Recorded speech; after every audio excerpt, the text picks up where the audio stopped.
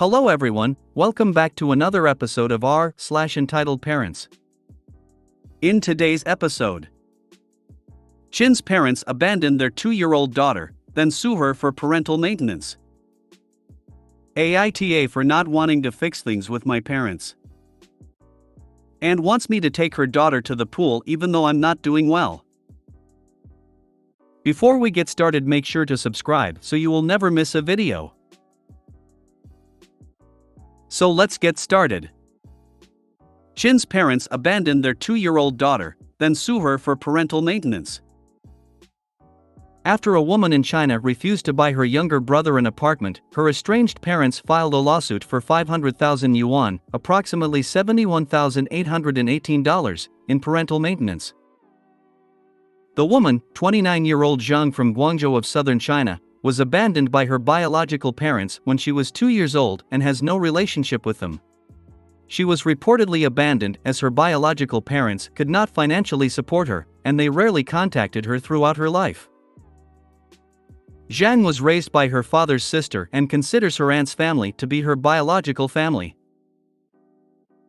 When Zhang recently used her savings to buy her cousin an apartment, her biological parents reappeared in her life and reportedly demanded that she buy her biological brother an apartment as well.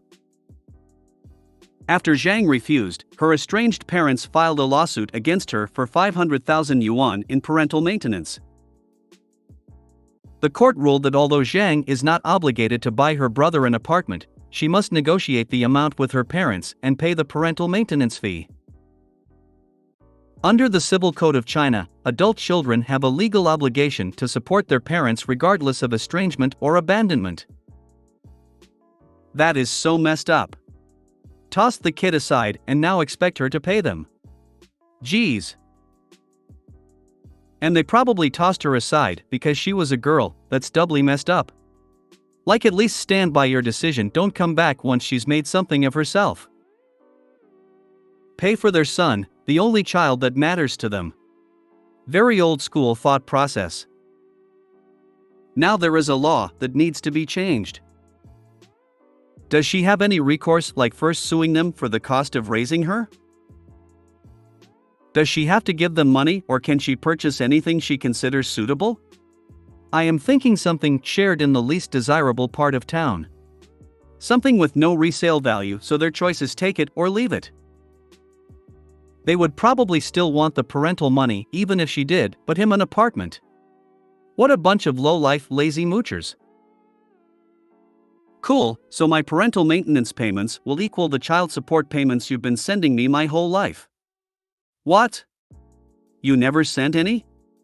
Well, isn't that interesting? They say they gave her up for financial reasons, but it's likely mostly because she was a girl. 29 years ago the one-child rule was still enforced.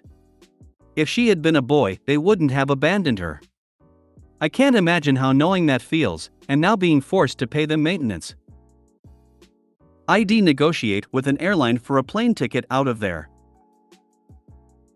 Depending on when the story was posted, that might not be possible.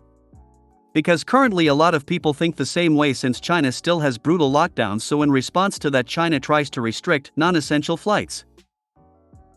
But the woman has family she cares about there and is willing to help financially support.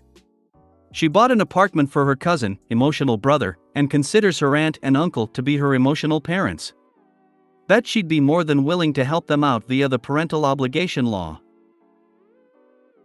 The laws are so messed up there. This is why you see clips of Chinese people not helping or caring if someone one is hurt or in distress. They know all too well if they offer any type of aid, that person can sue them for helping. They have no good Samaritan laws.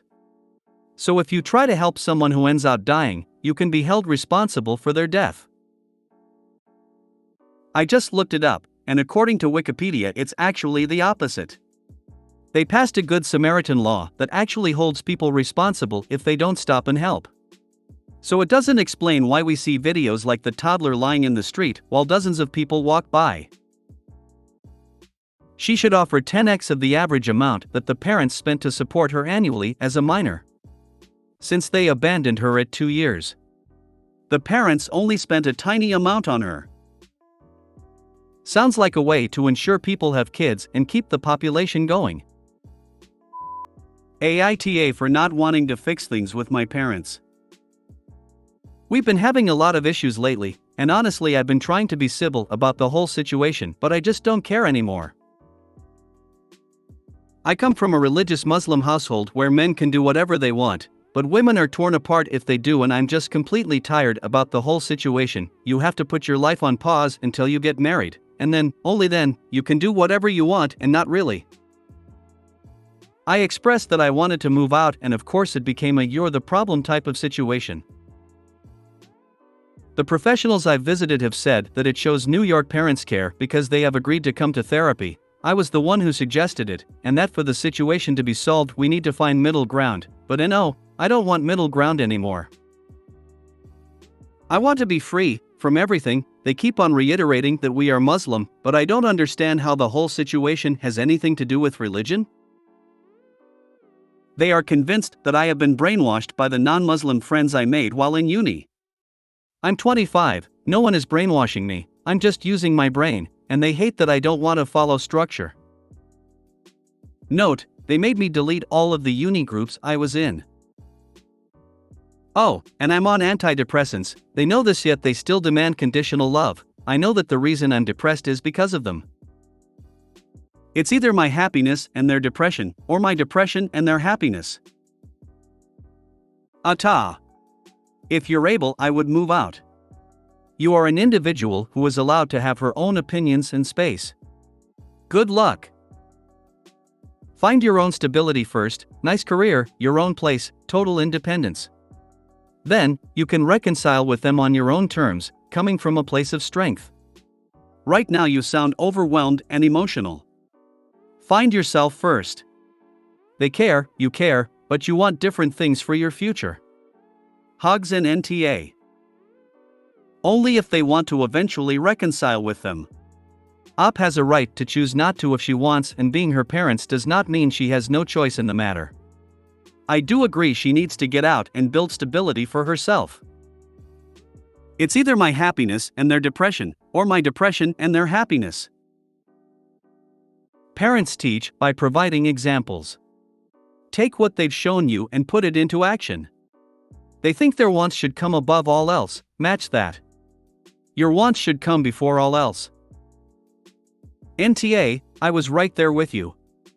Although mine constantly talked about not being able to wait for me to move out until the day came, they did a whole 180 and said they didn't want me to leave and tried to pull the "we're Muslim" card. Choose your happiness. Their depression is from them losing the ability to keep tabs on you and control. Agreeing to go to therapy is pointless if they're just using it as a weapon against you. They don't want to fix things, so why should you? This isn't about you being the it's about you reflecting their energy.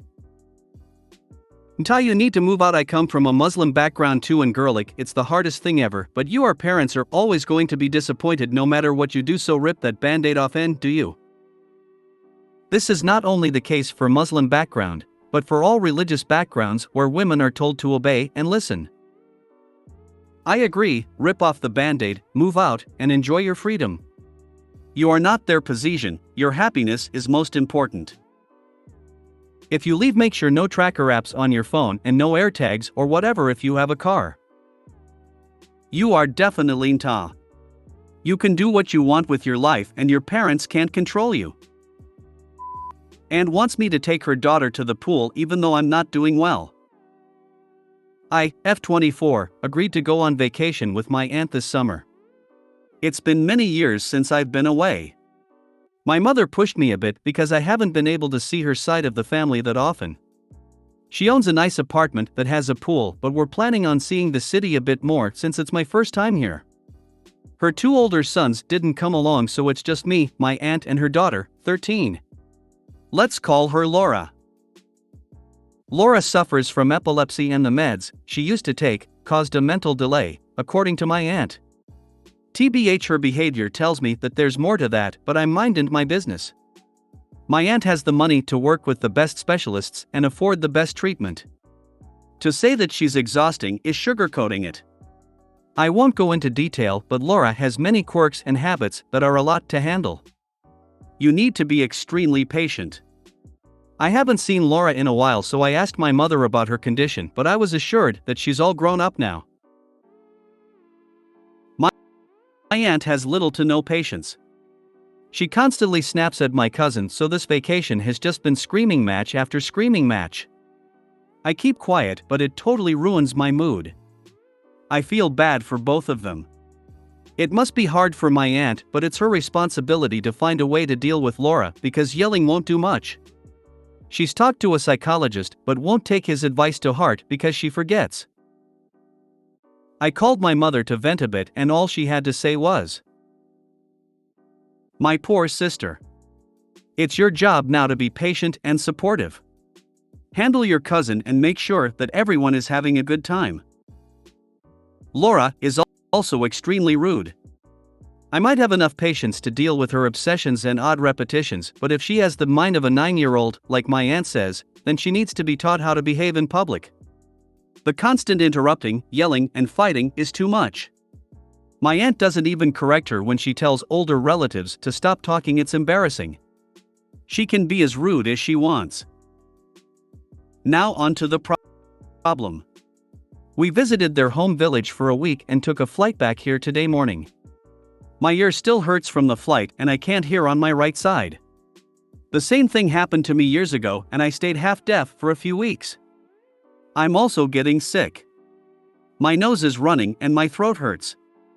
Laura desperately wants to stay at our grandmother's sister-in-law for a few days, her newest obsession, but will be back in time to do a lot of swimming, but she planned on swimming tomorrow.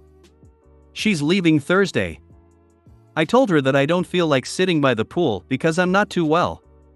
She gets bored 15 minutes later and begs me to take her upstairs to my aunt again. She had meltdown and told my aunt that she doesn't want to go by herself. The pool is right outside. My aunt didn't say anything and basically implied that I'm gonna change my mind in the morning and take her anyway. I've been with them for more than a week and 2 more to go. Unless you are trapped there, I would leave. How bad would the fallout be if you were to leave? I can't leave. And I actually thought about asking her if we could shorten the vacation a bit, but that same day I was reminded that she's my mother's sister. Both are really aggressive, LMAO. Go home early. I'm coming down with something and I'm going home to recuperate. You're not asking anyone's permission. You're informing them of your plans. Your aunt is the parent, so make her be the parent. You can refuse to take Laura to the pool, and you can refuse to deal with Laura altogether. Just say no. Walk away and go do your own thing. This is your vacation too, and you were not told that you were only invited as the unpaid special needs babysitter. Your aunt created the monster that Laura is by enabling her entitled and antisocial behavior. Your aunt can deal with her child. Not your job. Can you simply refuse? Your aunt and mother seem very entitled to me. How dare you feel ill and not take care of the kid? You not some kind of free babysitter. If you made it to the end of the video, thanks for watching. Don't forget to like, subscribe and share, and we will see you in the next video.